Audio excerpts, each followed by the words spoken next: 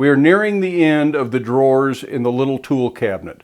So let's take a look in one of the remaining drawers and see what we have. Welcome back to Black Bear Forge and the tool of the day. Today, in this drawer, we have essentially two classes of tools that are often used together. Over on the left side of the drawer, I have rivet setting tools, and there are various sizes. These just fit the depression of common round head rivets, and we've talked about making rivet heading tools. So I have these from 1/8 inch up to about a 1/2 inch size rivet. The heads, of course, are a little bit bigger, and these are bottom tools that I use in the pritchel hole of my anvil. I find that a very convenient place to use these. You can also make just a bottom plate that has multiple sizes of rivets in it, and that is a very useful tool for sitting on the anvil, or if you're working on a big project that has to sit up on a workbench, you can just slide this around and put it wherever you need to set the rivet without moving the big gate or grill or whatever it is around. And these little ones will do about the same thing. These are actually from Ken's Custom Iron. They sent these match the rivets that go with the tongs that Ken's Custom Iron make. Very nice set of rivet tools. And of course, they sent the top tools as well. But speaking of top tools, I then have top riveting tools in all the same sizes. These are just assortments of tools for whatever size rivet you need to make. They were all done at different times. This one's actually a store-bought rivet tool. It's the only store-bought one or commercially made one I have, other than Ken's Custom Iron, which are not a national or internationally sold product. That's just around the blacksmith community. But these others are all just things that I've made at various times out of whatever material happened to be available. I can't tell you what they are, but they're all hardenable steel.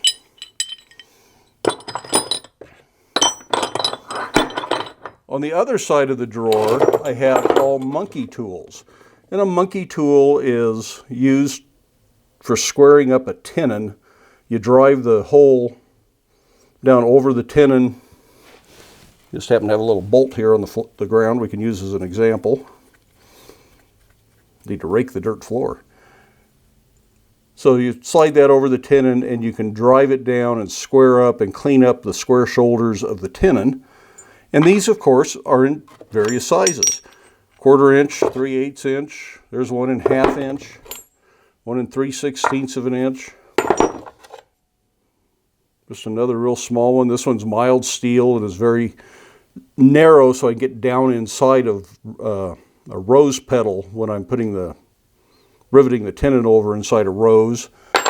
These are actually just hunks of pipe that I use for driving things like a knife bolster down. If I'm hot fitting it over the tang, I can drive it down with one of these squished pieces of pipe.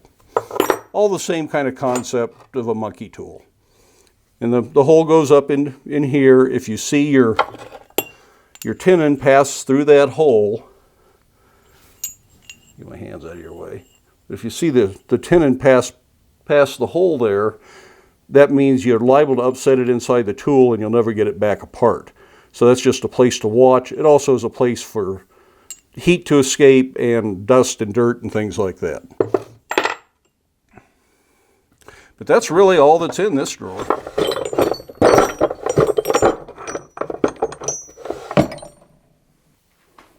Now the next 3 drawers are all the same type of tool. Those are all of my drifts for hammers and axes and various eyes, except for hinge eyes, which we showed you in one of the first videos, because I just happen to have a spare space in that drawer.